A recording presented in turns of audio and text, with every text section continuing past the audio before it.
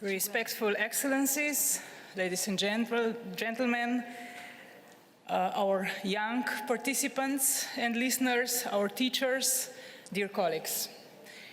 First of all, let me express my great pleasure, honor, and also obligation to be part of the Global Education Meeting efforts.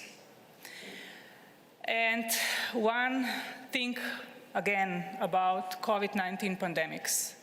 For our field, for the field of education, actually COVID pandemic fostered the processes that were actually clearly needed already for a while.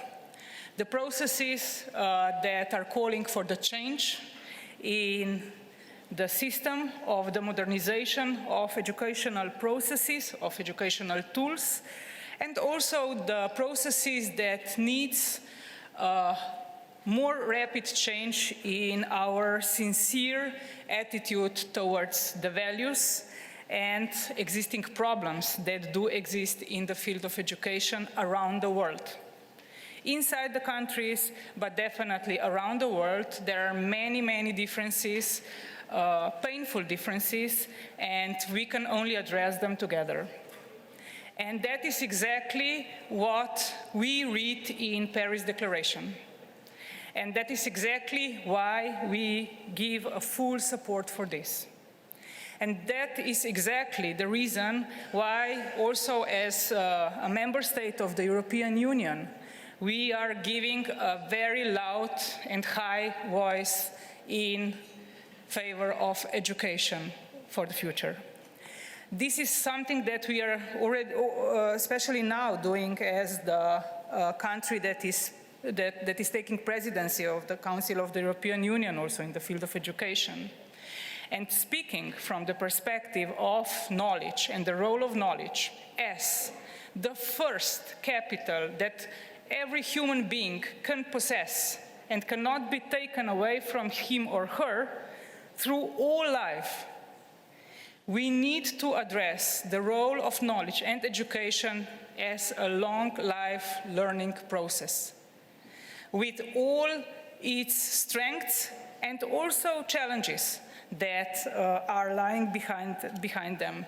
And they are now finally also being addressed as a pledge, as an obligation, also from the point of the policymakers. And this is right, and it is exactly the time when this is needed for the responsible policymakers around the world, either at the national, regional, local, or international level, as UNESCO is the leading one for sure is.